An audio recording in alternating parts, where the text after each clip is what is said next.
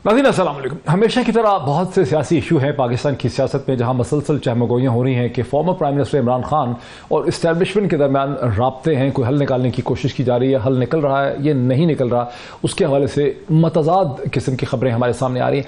लेकिन एक बहुत अहम डेवलपमेंट पाकिस्तान की सियासत की आज वो है जब खैबर पख्तूनख्वा के minister for science and technology जनाब आतिफ खान साहब, जो इससे पहले 2013 की हुकूमत में वहाँ के हेल्थ मिनिस्टर और एजुकेशन मिनिस्टर भी रह चुके हैं, उन्होंने ये बताया पुलिस को और लॉ इन्फोर्समेंट एजेंसीज को कि टीटीपी की तरफ से, मर्दान टीटीपी की तरफ से उन्हें ये थ्रेट मिली है, उन्हें ख़त मिला कि वो 8 मिलियन 80 लाख रुपया जो है वो टीटीपी को दें, वरना 3 दिनों के अंदर अगर उन्होंने ना दिए जाए तो उनको मार दिया जाएगा।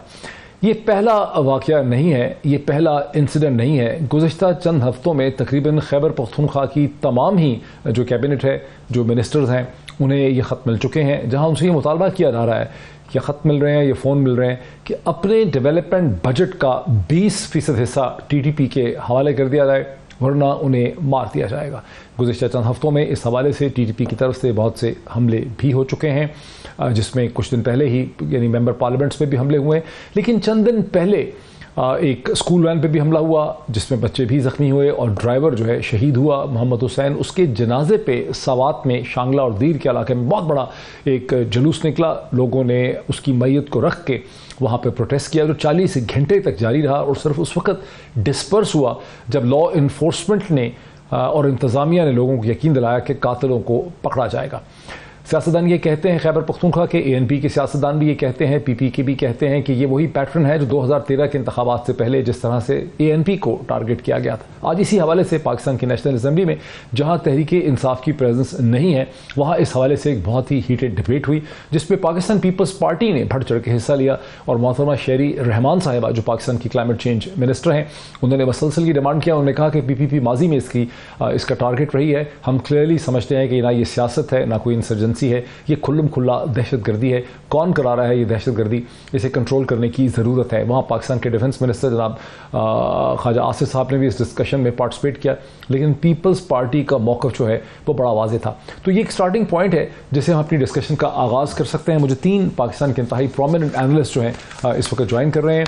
मुझे ज्वाइन कर सकेंगे रज़ा अहमद रूमी साहब, ऑथर भी हैं, कॉलमिस्ट भी हैं, मुनीब फारूक साहब जो टेलीविज़न के एंकर पर्सन है मेरे साथ होंगे, अतर काज़मी साहब भी मुझे ज्वाइन करेंगे इसी डिस्कशन के अंदर। लेकिन सबसे पहले मैं बात करना चाहूँगा ताहिर खान साहब से जो ब्यूरो चीफ़ हैं हम न्यूज़ के और अफ़गान अमूर के एक माहिर हैं, कई दफ़ा हमारे प्रोग्राम्स में अफ़गानिस्तान की डिस्कशंस के हवाले से पार्टिसिपेट भी कर चुके हैं। ताहिर खान साहब अस्सलाम वालेकुम, बहुत शुक्रिया।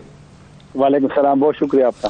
ताहिर खान साहब, मैंने आपका एक पीस देखा 11 या 12 अक्टूबर का डॉन में प्रिज्म के सेक्शन में, जिसमें आपने तफसील से ये वजाहत की कि ये TTP की जो री एमर्जेंस हो रही है इसकी क्या वजूहात हो सकती हैं। उसमें आपने फेंस का भी जिक्र किया। हमारी अंडरस्टैंडिंग है कि कई ग़ालिबन 100 अरब से ज़्यादा का खर्चा करके अफ़गान पाकिस्तान बॉर्डर को फेंस किया गया और अभी हम देख रहे हैं कि ना फेंस भी काम कर रही है और फिर ये लोग हथियारबंद हैं और बड़ी तादाद में खैबर पख्तूनख्वा के तमाम डिस्ट्रिक्ट्स में ये फैल चुके हैं। बहुत ज़ोर इनका सवात और शांगला में। इसकी वजूहात क्या बन रही है, क्या समझ आ रहा है, क्या हो रहा है? और शुक्रिया आपका डॉक्टर साहब। मेरी नज़र में TTP को थोड़ी सी एक जान उस वक्त मिल गई थी जब अफगानिस्तान में तालिबान की हुकूमत कायम हो गई, क्योंकि जो जेलों में थे वो बाहर आ गए और उनके ख़िलाफ़ माजी में अगर ड्रोन का इस्तेमाल हुआ है, अमरीकी ड्रोन का, अफगानिस्तान में वो ख़तरा नहीं रहा, या उनके ख़िलाफ़ कभी कभी ऑपरेशन भी होता रहा, वो तो बाहर भी आ गए, थोड़े से नाराज़ लोग भी शामिल हो गए और अब आज़ादी के साथ वो वहाँ पे तरह उनकी जो एक्टिविटीज़ है वो भी है। तो इस वजह से उन्होंने पाकिस्तान पे दबाव बढ़ाया है और उनको आपको याद होगा। लेकिन खान साहब, यहाँ पाकिस्तान में तो लोग खुशी के शादियाने बजा रहे थे। हमारा ख्याल था कि अफगान तालिबान की हुकूमत आएगी तो पहला काम ये करेंगे कि हमारी मोहब्बत में और हमारी खातर वो TTP को मार के वहाँ से फारिग करेंगे और यूँ ये खित्ता जो है TTP के तशद्दुद से, उसकी दहशतगर्दी से पाक हो जाएगा। लेकिन आप ये कह रहे हैं कि अमरीकियों के चले जाने के बाद से TTP ताकतवर हो गई। कभी कभी शायद हम अपने लोगों को सूरत हाल सही नहीं बताते। मैं अगर गुमराह का लफ्ज़ इस्तेमाल करूं तो वो भी शायद बजाय इसलिए होगा कि हमने सारी उम्र अपने लोगों को सही मालूमात नहीं दी है, हक़ाइक़ नहीं बताए हैं और यही वजह है जो आप मुझसे अब सवाल कर रहे हैं। मसला ये हुआ है, आपको याद होगा कि इस साल के शुरू में जब जो हमारे शुहदा की, फौजियों की जो तादाद आई, तो इस साल के 3 महीने में अगर आप देखें तो वो माजी है ज्यादा है और ज्यादा हमले हुए अफगानिस्तान से। पाकिस्तानी फौज के हर बयान में अफगानिस्तान की सरजमीन का इस्तेमाल होना, हर बयान में उसका जिक्र होता है, हर बयान में उसका जिक्र होता है। तो लिहाजा वो गलत सोच थी, क्योंकि मैं 5 मरतबा तालिबान के आने के बाद। लेकिन ताहिर खान साहब, वो सोच तो यहाँ 20 साल चलती रही है। 9/11 से लेके 2021 तक वो सोच चली, आप कह रहे हैं वो सोच ही गलत थी। यही तो मसला है कि 20 साल चले, 40 साल चले, मुस्तकबिल में भी चलता रहेगा यही। लेकिन ये बात तो बंद होना चाहिए, ये बात तो बंद होना चाहिए। लोगों को हक़ाइक़ बताया कि मसला है क्या। अब और दूसरा जो मेरा नुक्ता था कि मुज़ाकिरात के दौरान भी मेरी नज़र में थोड़ा सा तालिबान को एक उनको हौसला अफजाई मिली है और उन्होंने किसी हद तक अपना एक निज़ाम बनाया है। सवात की बात होती है ना रोज़ाना, सवात में तो चलो फायरिंग का वाक़या एक मैं कह सकता हूँ कि चलो एक आम सा वाक़या कोई भी कर सकता है। लेकिन जब TTP जिम्मेदारी लेती है कि जो अमन कमेटी के मेंबर को सड़क के किनारे बम से निशाना बनाया गया है, तो वो मुश्किल काम है, वो आसान काम नहीं है। क्योंकि जब आप किसी को बम अटैक करते हैं रोड पे, तो उसके लिए आपके साथ एक ग्रुप होना चाहिए, रेकी करना, बम बनाना, बम किसी को देना, उनको जगह बताना, फिर कोऑर्डिनेट करना, ये आसान काम नहीं। तो इसका मतलब है कि सवात में TTP ने किसी हद तक अपना एक निज़ाम बनाया है। तो लिहाजा ये तो चैलेंज है ना सबके लिए। हाँ, एक बात और है, और मैं साफ साफ बात करूंगा, मेरी जो मालूमात है या जो मेरा ख्याल है, ये TTP वाले खुद नहीं आए। मुमकिन है कि एज एतमाद साजी के लिए कुछ लोगों को वापस आने का कहा है, क्योंकि वापसी तो मुज़ाकिरात काबुल में जो हो रहे हैं, जो अभी मुअत्तल है एक लिहाज से, उनका हिस्सा है कि TTP के लोग वापस आएंगे। कैसे आएंगे उस पे थोड़ा सा इख्तिलाफ था। खान साहब, ये तो हमने गुज़िश्ता बरस भी सुना था ब्रीफिंग्स में, अगस्त 2021 में, कि तालिबान कहते हैं, अफगान तालिबान, कि आप TTP को पाकिस्तान में आबाद कर दें, उनको प्रोटेक्शन दें, उनको वापस आने दें सुलह के तौर पे। लेकिन उसमें यह भी था कि वो हथियार लेकर नहीं आएंगे, वो माफी मांगेंगे, वो किसी लीगल प्रोसेस का हिस्सा बनेंगे, और फिर वो नेगोशिएशंस कंक्लूड भी नहीं हुई और ये हथियार लेकर वापस आ गए। ये क्या बात है? यही तो डॉक्टर साहब मैं कह रहा था कि अभी तो मुआहिदा नहीं हुआ, मुफाहिमत नहीं हुई, लेकिन एतमाद साजी के लिए उनको शायद इजाजत दी थी कि आप अपने घरों में चले गए आराम से अपनी। और ये सिर्फ सवाल की बात नहीं है, आप अगर अपने 92 के नुमाइंदों से पूछे ना खैबर में, वजीरिस्तान में, तो आपको वो बता देंगे कि ये लोग नजर आते हैं। तो वापसी तो है मुज़ाकरा, लेकिन पहले कैसे आ गए, यही एक सवाल है उन लोगों से जो मुज़ाकिरात के हकीकी जो लोग हैं, वो उनसे ये सवाल पूछ लें। और ये जो हमारे सिस्टम की बदकिस्मती है डॉक्टर साहब, आप तो समझदार है कि यहाँ पे क्लैरिटी नहीं होती चीज़ों की। यहाँ पे ये सवात का मसला ना, शायद लोग इस पर डिस्कशन नहीं करते, इसके शायद मेन स्ट्रीम मीडिया में इसका जिक्र ना होता अगर सवात पूरा ना निकलता। ये तो सवात के लोग निकले हैं और सोशल मीडिया पे उन्हें दबाव पड़ा है, तो फिर लोग मजबूर हो गए कि बयान भी दे, थोड़ी सी वजाहत भी करे। लेकिन फिर भी वजाहत मजीद होनी चाहिए, लेकिन अगर नहीं करेंगे तो फिर वही माजी वाली पॉलिसी रहेगी कि बस। एक आखिरी सवाल मुझे बताएं, मुझे अंदाजा है कि आपने एक प्रोग्राम में पार्टिसिपेट भी करना है। एक खदशे का इजहार किया जा रहा है कि जिस तरह से TTP ने ANP को टारगेट किया या पाकिस्तान पीपल्स पार्टी को टारगेट किया, खास करके ANP को टारगेट किया 2012-13 में, इलेक्शन किसी भी वक्त हो सकते हैं और तहरीक इंसाफ के लिए खैबर पख्तूनख्वा के क्रॉस इलेक्शन की कैंपेन चलाना मुश्किल कर दिया जाएगा। ऐसा अगर होगा तो गलत है, क्योंकि पॉलिटिकल पार्टीज को अगर एक पार्टी ये समझे कि अब दूसरे को निशाना बनेगा और ये खामोश, ये रिवायत बिल्कुल ख़त्म होनी चाहिए। पॉलिटिकल पार्टीज बिल्कुल उनकी प्रोटेक्शन होनी चाहिए, कोई भी हो, PTI हो, ANP हो, पीपल्स पार्टी हो। और अगर इस तरह पार्टियों को हम कमज़ोर करें जिस तरह माजी में हुआ है, अब डॉक्टर साहब आपको तो बाजी का पता है कि कराची में कैसी पार्टियां बनती थी, यहाँ इस्लामाबाद में जब गिरफ्तार होता था तो कैसे किया जाता था। और फिर वही लोग होते हैं कि जो बंदूक फिर उस तरफ नहीं रहती, बंदूक फिर वो घुमाते हैं, क्योंकि शिद्दत पसंदों के लिए एक मैदान चाहिए होता है। अगर एक मैदान बंद होता है तो फिर वो दूसरे मैदान की तलाश में होता है। तो लिहाजा मुल्क के साथ मेरे ख्याल में अगर माजी में कोई गेम खेला गया हो तो खुदा के लिए इनको समझना चाहिए, वो इस खिलवाड़ को रुकना चाहिए। ताहिर खान साहब, बहुत शुक्रिया हमें करने का। मैं बाकी पार्टिसिपेंट्स की तरफ भी चलता हूँ। ताहिर खान साहब ब्यूरो चीफ हैं, हम न्यूज़ के अफगान अमूर के माहिर हैं। अफगानिस्तान में कई दफ़ा उन्होंने ट्रैवल किया, हमारे प्रोग्राम्स में पार्टिसिपेट भी करते रहे और उन्होंने कहा कि जो कुछ हो रहा है वो गलत है। और अगर ऐसा हो रहा है वाकई किसी एक पार्टी को टारगेट किया जाएगा ताकि इलेक्शन कैंपेन ना रन कर सके, तो ये एक बड़ी अफसोसनाक और ट्रेजिक सूरत हाल होगी जो किसी एक पार्टी तक महदूद नहीं रह सकेगी। रज़ा अहमद रूवी साहब मेरे साथ हैं, मुनीर फारूक साहब मेरे साथ हैं, अतर काज़मी साहब मेरे साथ स्टूडियोज़ में हैं। रज़ा अहमद रूवी साहब मेरे साथ हैं इस वक्त क्या? जी मैं हूं आपके साथ। अहमद आवाज आ रही है? आप खुद दहशतगर्दी का निशाना बन चुके हैं। आप खुद, जी बिल्कुल, आप खुद एक दहशतगर्दी का निशाना बन चुके हैं। आपकी गाड़ी का ड्राइवर जो है उस हमले में मारा गया था। आप बहुत मुश्किल में रहे, जहनी तौर पे मैं इससे वाकिफ़ हूँ। ये जो सूरत हाल डेवलप कर रही है कि 12-14 बरस के बाद टीटीपी, जिसको हम किस्सा पारीना समझते थे, हम समझते थे ये तारीख का एक दर्दनाक चैप्टर था, उसकी वापसी हो गई है। और वापसी उसकी कोई पीसफुल शहरियों की हैसियत से नहीं हो रही, बल्कि हथियारबंद मिलिटेंट्स की हैसियत से हो रही। अगर वो सिर्फ अपनी हिफाजत के लिए हथियार कैरी करते तो भी बात समझ आती थी कि शायद उनको खतरा है, लेकिन उन्होंने तावान मांगना शुरू कर दिया है, उन्होंने हमले करने शुरू कर दिए हैं, उन्होंने आईईडी और बॉम्ब सड़कों पर इस्तेमाल करने शुरू कर दिए। इस सूरत हाल को आप कैसे देखते हैं और उसका हल क्या है?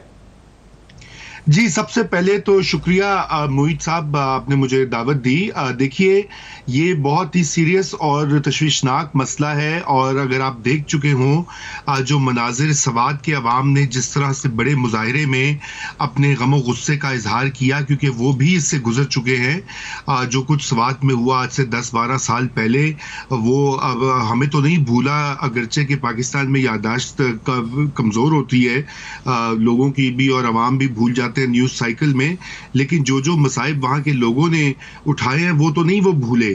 और उनकी रिसर्जेंस और उनकी रीग्रुपिंग जो है, इसकी इतलात काफ़ी देर से आ रही थी, लेकिन उसके ऊपर वो उस तरह से तवज्जो नहीं दी गई थी जो कि देनी चाहिए थी। ये काफ़ी अरसे से ये चल रहा था। और दूसरी उसमें बहुत बड़ा मसला हमारी अफ़गान पॉलिसी का है, क्योंकि उसमें हमने ये सोचा था कि जब अफ़गानिस्तान में अफ़गान तालिबान का दौरा या उनका रूल हो जाएगा तो हमें मामलात वहाँ पे जो है ठीक करने ज़्यादा निस्बतन आसान हो जाएंगे, क्योंकि ख्याल ये था कि टीटीपी के पीछे जो है पाकिस्तान दुश्मन जो कुव्वतें हैं वो उनको फंड्स और असलहा फराम करके पाकिस्तान को डिस्टेबलाइज कर रही हैं। मगर मसला ये हुआ है कि अफ़गान तालिबान जो हैं वो उन्होंने इस वक्त उनका और जो तहरीक तालिबान है पाकिस्तान है, उनका जो गठजोड़ है वो भी अब सबके सामने है। और हमारी मुतअद्दिद जो रिक्वेस्ट हैं उसके बावजूद जो है वो उन्होंने कोई खातिर ख्वाह वहाँ पे एक्शन नहीं लिया। देखिए उनको वहाँ पे एक जगह तो मिली हुई है जहाँ से वो आसानी से रीग्रुपिंग करके फिर यहाँ की तरफ वो आ रहे हैं। तो एक तो ये इसके ऊपर पाकिस्तान को बहुत सीरियसली अफ़गान तालिबान के साथ ये निगोशिएट भी करना पड़ेगा, बात भी करनी पड़ेगी। मगर दूसरा डोमेस्टिक लेवल के ऊपर ये जिस तरह का इस वक्त मुल्क में सियासी इंतशार और पोलराइजेशन और कोई पॉलिसी, एक मजबूत पॉलिसी का फुकदान लग रहा है हुकूमत और अपोजिशन के दरमियान, वो उसको भी ब्रिज करना होगा। क्योंकि इस वक्त जो है वो इस तरह के हालात में ये जो तहरीकें होती हैं इनको मौका मिलता है कि वो स्ट्राइक करें। उनको पता है कि मरकज़ और सूबा जो है वो एक दूसरे पे हम आहंग नहीं है इस वक्त, खैबर पख्तूनख्वा और इस्लामाबाद, और ये भी एक ब्रीडिंग ग्राउंड। बिल्कुल सही कह रहे हैं। मुनीफ फारूक साहब को इसमें आने दीजिए। मुनीफ फारूक साहब, ये सारी सूरत हाल एक ऐसे मौके पे डेवलप कर रही है जब अफगान तालिबान अब खुल्लम खुल्ला पाकिस्तान की हुकूमत से अपनी नाराज़गी का भी इजहार कर रहे हैं। अफगान डिफेंस मिनिस्टर सलगज़ई साहब जो हैं उन्होंने चंद दिन पहले प्रेस कॉन्फ्रेंस में खुल्लम खुल्ला ये इल्ज़ाम लगाया। इससे पहले भी वो इल्ज़ाम लगा रहे थे, लेकिन अब तो बाकायदा प्रेस कॉन्फ्रेंस में लगाया कि पाकिस्तान की सरजमीन जो है डॉलर्स की खातर अफगानिस्तान पर ड्रोन स्ट्राइक्स के लिए इस्तेमाल हो रही है। पाकिस्तान का फॉरेन ऑफिस इसे डिनाई करता है, लेकिन ज़ाहिर है कि ताल्लुकात अब कोई बहुत ज़्यादा खुशगवार नहीं है, उसमें खिंचाव और तनाव की सूरत हाल नजर आ रही है। इसी तनाव की सूरत हाल में हम देख रहे हैं कि टीटीपी के हमले भी पाकिस्तान में बढ़ते चले जा रहे हैं। आप इसे कैसे देख रहे हैं? डॉक्टर साहब बहुत शुक्रिया। देखिए हिस्टोरिकली तो मेरे ख्याल में आप मुझसे बेहतर समझते हैं, और रज़ा रूमी साहब भी हैं, आप बेहतर समझते हैं कि पाकिस्तान का हमारा बड़ा डिफिकल्ट रिलेशनशिप रहा है अफगानिस्तान के साथ। So keeping that in view, मेरे ख्याल में it was very infantile on anybody's part to expect कि अगर वहाँ अमेरिका भाग गया अफगानिस्तान से और अबैंडन कर गया अफगानिस्तान को, और वहां पर अफगान तालिबान की हुकूमत आ जाए, तो वो पाकिस्तान के लिए बहुत फेवरेबल होगी। आप अगर एक ट्रेंड नोट कीजिए कि जब से अफगान तालिबान की हुकूमत है अफगानिस्तान के अंदर, क्रॉस बॉर्डर हमले कितने हो चुके हैं, यहाँ पर जो हमारी मिलिट्री कैजुअलिटीज हैं, शहादतें हैं, वो कितनी हो चुकी हैं, वो भी अगर हम नंबर्स देखें तो वो बड़े अलार्मिंग हैं।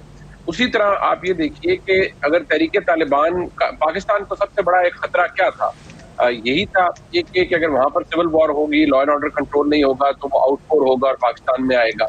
हमने फेंसिंग करने की कोशिश की, हमने सब कुछ करने की कोशिश की, लेकिन आप फिर भी देखिए कि जो एक्सपेक्टेशन हमारी थी और जो आपने शुरू में कहा, और वो दुरुस्त बात कि अगर कोई यहाँ पर ये सोच रहा था और इस बात की उम्मीद लगाए हुए था कि अफगान तालिबान तरीके तालिबान पाकिस्तान को उल्टा लटका देंगे, तो वो तो नहीं हुआ। इनफैक्ट जो हमारी सस्पेशन थी कि अफगान तालिबान की जमीन इस्तेमाल ना हो पाकिस्तान के अंदर इंस्टेबिलिटी दोबारा फैलाने के लिए, तो वो तो सब कुछ हो रहा है। अब इशू ये है कि एक बात अभी बड़ी इंस्ट्रक्टिव है, वो हमारी तारीख रही है कि हमारा जो ये खास तौर पर ये टेररिज्म के हवाले से, जो नेशनल सिक्योरिटी के हवाले से मामला रहे हैं, इनमें क्लैरिटी नहीं होती, इनमें एम्बिगुइटी रहती है। अभी मैं एक आम पाकिस्तानी हूँ, मुझे अभी क्लैरिटी नहीं है कि हमारी रियासत के तहरीके तालिबान पाकिस्तान से क्या मुज़ाकरात हो रहे हैं, टर्म्स एंड कंडीशंस क्या है, हमने क्या एग्री किया है, क्या कंसीड किया है, या किस बात पे हमारी तरफ से नो है, उसके बारे में नहीं। बड़ा सही कह रहे हैं आप, बहुत सही कह रहे हैं। कभी किसी चीज की हमें क्लैरिटी नहीं होती और हमें अनक्लियर आंसर्स दे के हमसे तवक्को की जाती है कि जो बात हमें बताई जा रही है स्कूल के, ये मदरसे के बच्चों की तरह, हमें उसको मनो अनुमान भी लेना चाहिए, उसको क्वेश्चन भी नहीं करना चाहिए। मेरे साथ रहिए, मैं अतर काज़मी साहब को भी इसमें लेके आता हूँ, स्टूडियो में बहुत देर से सुन रहे हैं। अतर काज़मी साहब, क्या ये वक्त आ गया है कि आज जिस तरह से नेशनल असम्बली के अंदर पाकिस्तान पीपल्स पार्टी ने भरपूर इस पर आवाज़ उठाई, मोहतरमा शहरी रहमान साहिबा ने, जो पाकिस्तान की क्लाइमेट चेंज मिनिस्टर हैं, हालांकि वहाँ तहरीक इंसाफ की प्रेजेंस नहीं है, पाकिस्तान तहरीक इंसाफ की, और इस वक्त प्रिंसिपली तहरीक इंसाफ को टारगेट किया जा रहा है। अब आम लोग महसूस कर रहे हैं कि जिस तरह से ANP को टारगेट किया गया था, कोई इस्तेमाल कर रहा है TTP को वापस लाकर, ताकि तहरीक इंसाफ यहाँ अपनी मुमकिना इलेक्शन कैंपेन रन ना कर सके। क्या ये ज़रूरी हो गया है? क्या ये वो बेयर मिनिमम बॉटम है नेशनल सिक्योरिटी और दहशतगर्दी के खिलाफ, जहाँ पाकिस्तान की सियासी जमातों को, ANP को, PTI को, मौलाना को और PTI को इकट्ठे होना चाहिए? देखिए, पहली बात तो ये है कि जिस किस्म की आज पार्लियामेंट में तकरीरें की गई, ये सब वो लोग हैं जो बाख्तियार लोग हैं, ये हुकूमत में, ये हमें मसाइल बता रहे हैं, इन्होंने हमें हल बताना है कि वहाँ पे क्या हल। और दूसरे में छोटा सा जिक्र अफगानिस्तान का भी करूँगा। देखें, ये TTP कब मूव हुई थी अफगानिस्तान के अंदर? जिस वक्त वहाँ पे इंसानी तारीख का मजबूत तरीन मिलिट्री अलायंस मौजूद था। 20 साल वो वहाँ पे रहे, TTP भी वहाँ पे रही, हमारे जो बलोचिस्तान में लोग गड़बड़ करते हैं वो भी वहाँ पे मौजूद रहे, उस दौर में कोई ख़त्म नहीं हुआ। अब अगर हम ये एक्सपेक्ट कर रहे हैं कि एक रैग टैग आर्मी, वो कहते थे कि उनकी इफेक्टिव हर फुट के ऊपर अमेरिकन प्रेजेंस नहीं थी, वो बेसिकली बड़े शहरों से ऑपरेट करते थे या ड्रोन स्ट्राइक्स करते थे, तो अफगानिस्तान की टेरिटरी बहुत बड़ी है। एग्जैक्टली, मैं उसी तरफ आ रहा था। अगर दुनिया का ताकतवर तरीन military alliance trillions of dollar खर्च करके पूरे अफगानिस्तान के ऊपर हालात को कंट्रोल नहीं कर सका, तो ये हम किस तरह एक्सपेक्ट कर सकते हैं कि तालिबान की जो एक रैग टैग आर्मी है वो आए और 6 महीने में पूरे मुल्क में उसकी ऐसी अमलदारी हो कि वो TTP को भी लटका दे, दूसरों को भी लटका दे, तो उनकी अपने भी मुश्किलात होंगी। रॉन्ग एक्सपेक्टेशंस है कि हम उनसे एक्सपेक्ट करते हैं। अगर हमने अमेरिकन से ये एक्सपेक्ट नहीं किया कि वो 20 साल में इन सब चीजों को, हमने मुतालबा तो कई दफा किया, मुतालबा तो कई दफा किया, उन्होंने ड्रोन स्ट्राइक्स भी की, उन्होंने TTP के बहुत से लीडरों को मारा। उन्होंने तो पाकिस्तान में भी 400 ड्रोन स्ट्राइक्स की, और 400 ड्रोन स्ट्राइक्स वो पाकिस्तान में भी की, वो है। लेकिन वो मोस्टली उन्होंने TTP के खिलाफ ही की, TTP के खिलाफ भी की, पर TTP और किसके खिलाफ की उन्होंने? TTP के खिलाफ ही की। वहां पे मेजॉरिटी और अफगानिस्तान के अंदर अलकायदा से रिलेटेड जो कुछ लोग, और TTP के खिलाफ उन्होंने की, पाकिस्तान की और पॉपुलेशन के खिलाफ तो उन्होंने नहीं की। पर मसला ये ना कि वो भी इस चीज को रेडिकेट नहीं कर सके, अपने होते हुए वहां पे वो इन सारी चीजों को खत्म नहीं कर सके। मैं ये पॉइंट ये मेक करने की कोशिश कर रहा हूं कि क्या तालिबान वाकई इस पोजीशन में हैं भी हैं कि वो उनको फिजिकली वहां से एलिमिनेट कर सकें? उनकी भी तो कोई लिमिटेशंस है ना।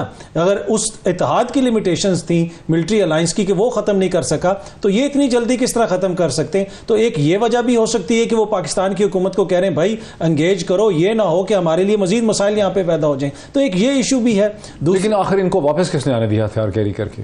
अब देखिए, टू बी ऑनेस्ट, यही तो सवाल का जवाब देना है वजीर दिफा ने, जो आज वहां पे ऐसे खड़ी तकरीर कर रहे थे। हमने अरबों रुपए लगाए हैं फेंस खड़ी करने के लिए, हमने बॉर्डर को फेंस किया हुआ है। वही ना, ये सारी चीजें हैं, वो इसके हवाले से पता होना चाहिए कि किस तरह आए ये वो ग्रुप हैं जो ऑलरेडी यहाँ पे थे, जो यहीं से सर उठा रहे हैं, या बाहर से कोई आ रहा है। बहुत सारी इसमें फैक्टर्स हैं, ये सारी चीजें देखनी पड़ेगी। ब्रेक ले लूं, लोगों के जहनों में सवाल उठ रहा है, और एक नॉर्मल इंटेलिजेंट कॉमन सेंस का सवाल है कि जब पाकिस्तान के टैक्स पेयर ने और पाकिस्तान के अवाम ने, गरीब अवाम के अरबों रुपए खर्च करके अफगान पाकिस्तान बॉर्डर को फेंस किया गया बड़ी मेहनत से, जैसे हम अपनी बहुत बड़ी कामयाबी और अचीवमेंट समझते हैं, तो ये हथियार बंद TTP के मिलिटेंट्स जो इस वक्त खैबर पख्तूनख्वा के सियासतदानों को, स्कूल के बच्चों को, सवात और शांगला के लोगों को टेरराइज कर रहे हैं, उन पे हमले कर रहे हैं, जो वहाँ के सियासतदानों से, कैबिनेट मेंबर से, प्रोविंशियल मिनिस्टर से तावान मांग रहे हैं, और खैबर पख्तूनख्वा के हर डिस्ट्रिक्ट में ये हथियार बंद मौजूद हैं। ये कहाँ से आए, हथियार लेकर कैसे फिरे, यहाँ तक कैसे पहुँचे, ये वो सवाल है जिसका कोई जवाब नहीं है। एक ब्रेक के बाद मजीद बात करते हैं। नाज़रीन वेलकम बैक। जहां हम एक तरफ से देख रहे हैं कि किसी ना समझ आने वाले प्रोसेस के नतीजे में टीटीपी तहरीक तालिबान पाकिस्तान के मिलिटेंट्स और फाइटर हथियार कैरी करके खैबर पख्तूनख्वा के हर डिस्ट्रिक्ट में पहुंच रहे हैं।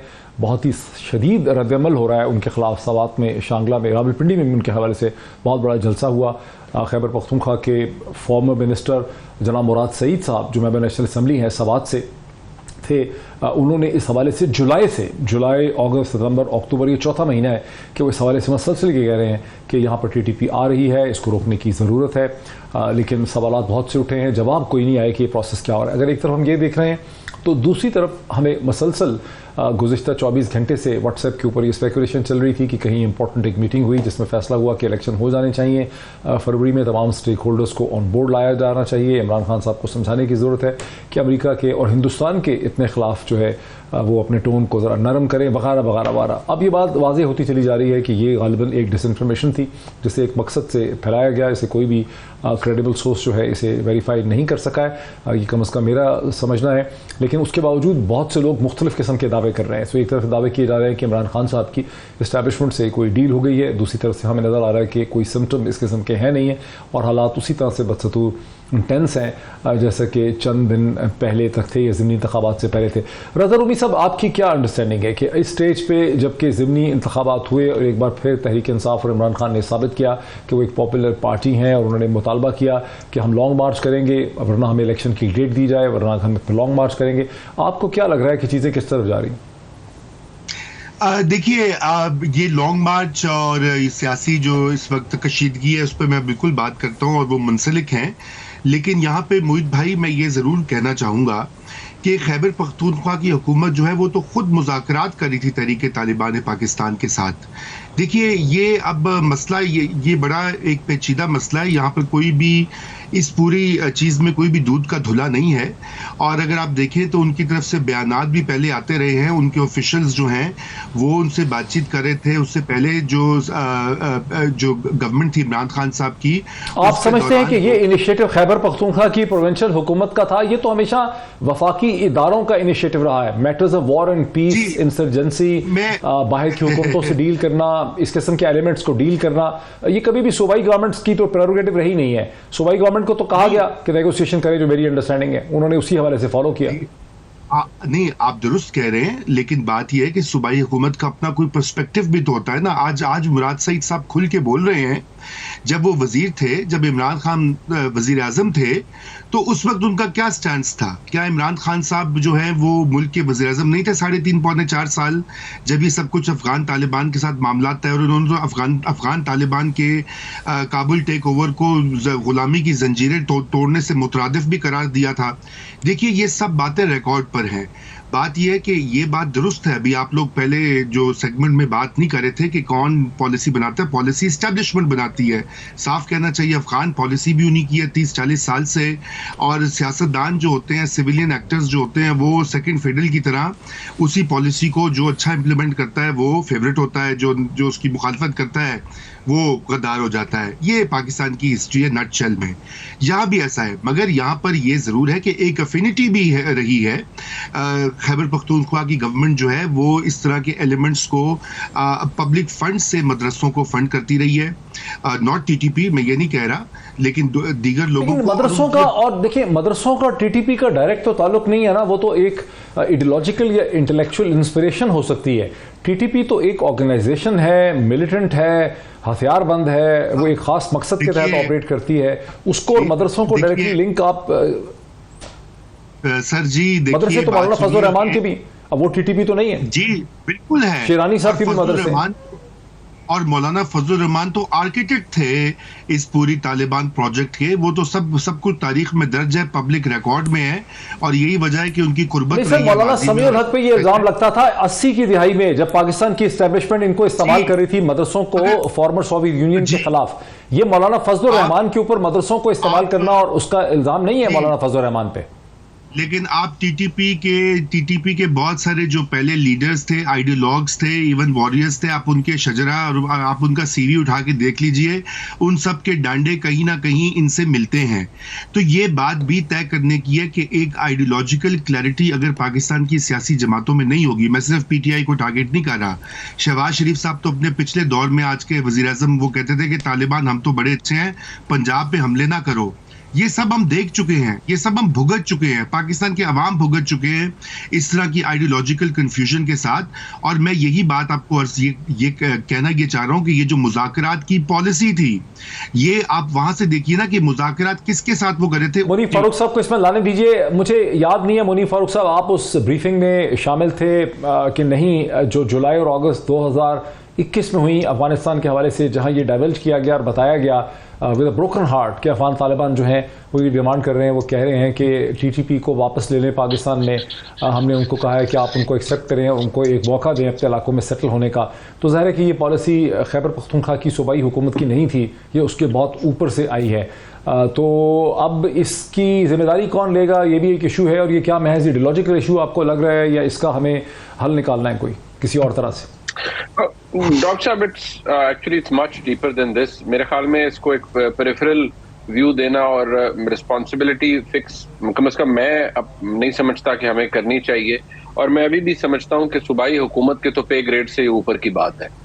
सूबाई हुकूमत ठीक है, उनके अपने मामलात हो सकते हैं, इनकैपेसिटी हो सकती है, कॉम्पिटेंस का इश्यूज हो सकते हैं to deal certain delicate matters, लेकिन ये उनके पे ग्रेड से मुझे ऊपर की बात लगती है।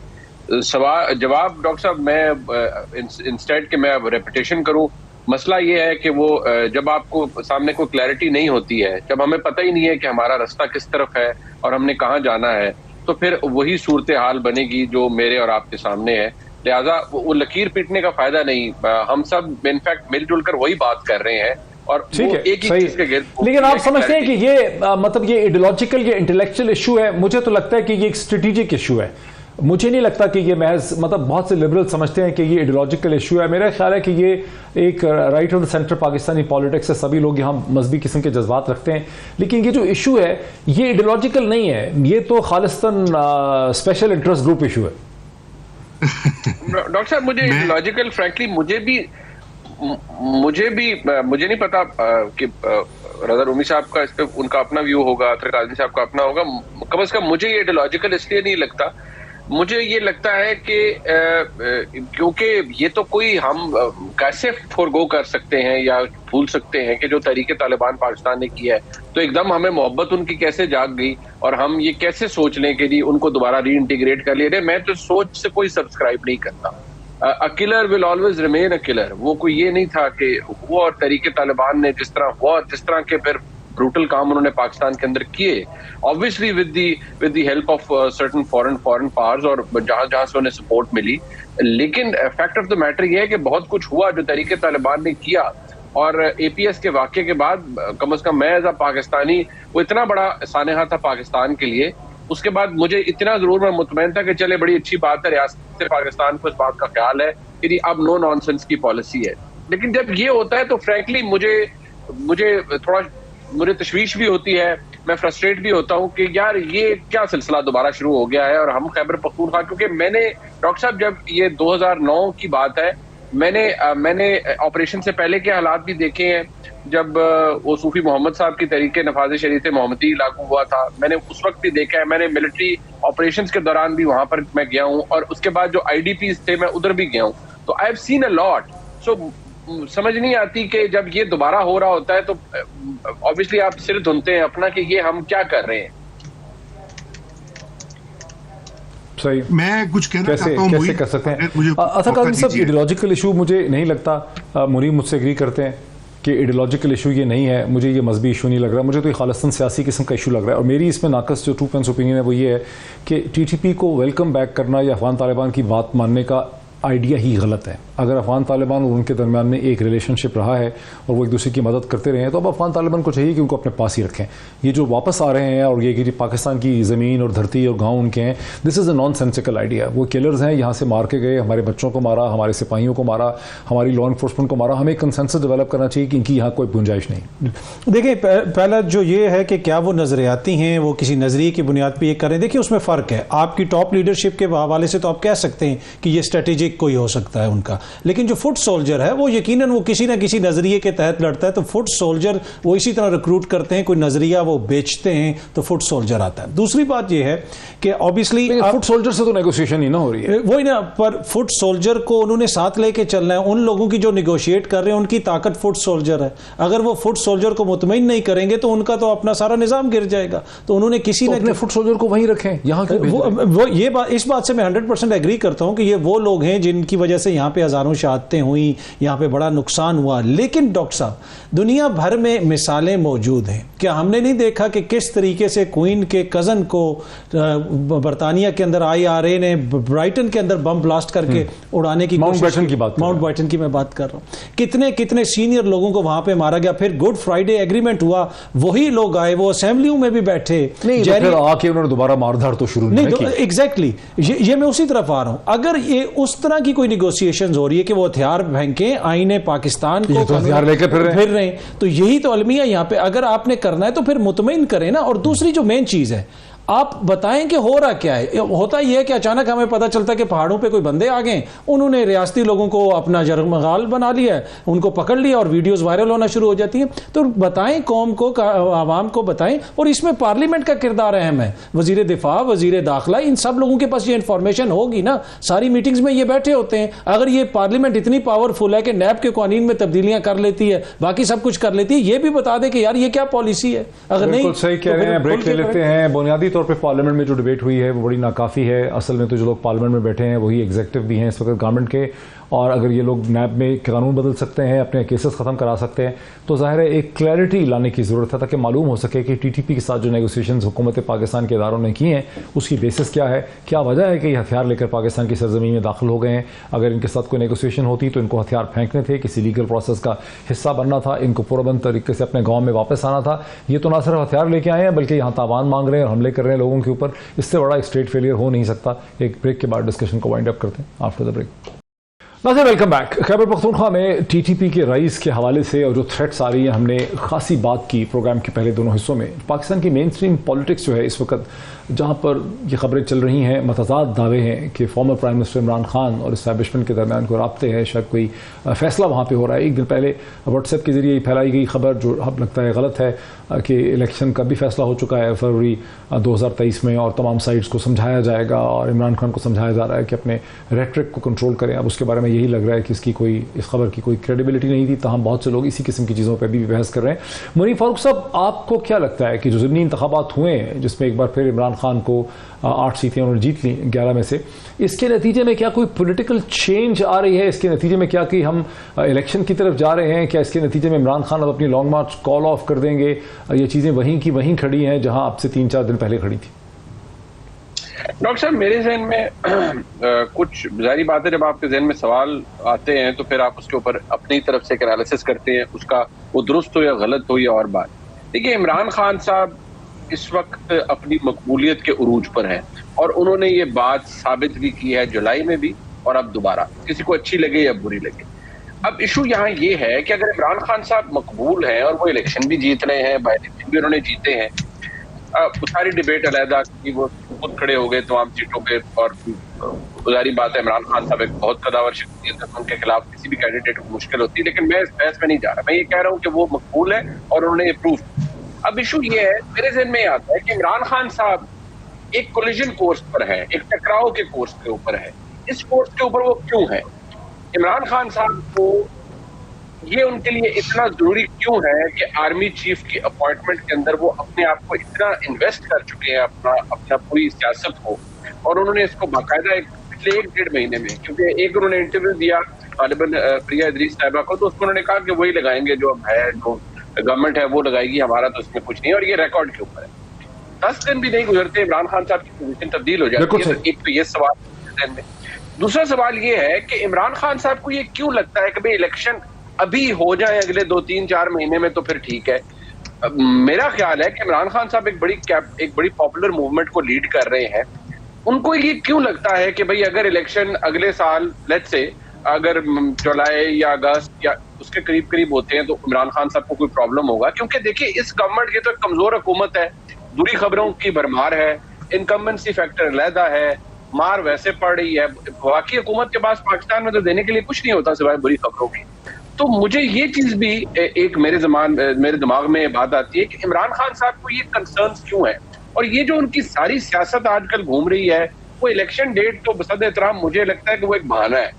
बेसिकली वो थॉट करना चाहते हैं ये सारा प्रोसेस जो आर्मी चीफ के अपॉइंटमेंट का है कि फौरी तौर पर अनाउंस हो, असेंबली तहलील हो, ताकि हमारा ये जो बयानिया है ये आगे चले कि भाई केयर टेकर तो ये अपॉइंटमेंट कर नहीं सकता, लिहाजा इसे डेफर कर दिया जाए। इस चीज की डॉक्टर साहब अगर आप इसको लॉजिकली भी सोचे क्योंकि आपके ज़हन में शायद है।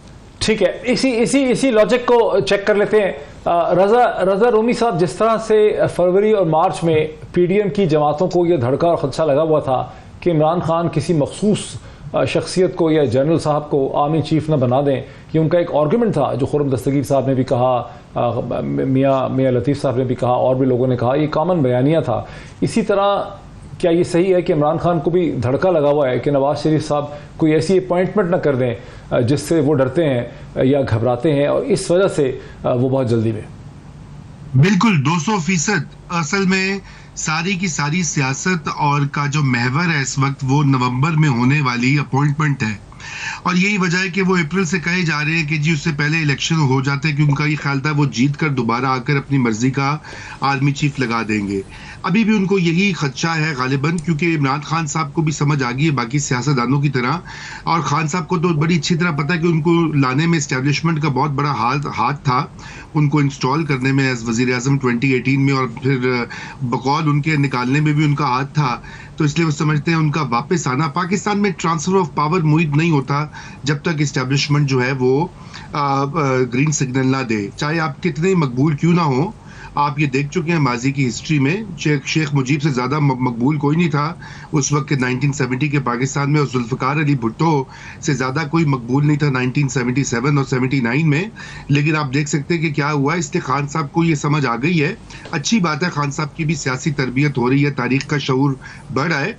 मगर मैं ये बात कह दूं कि ये सब पॉलिटिशियंस की एक कज फहमी होती है।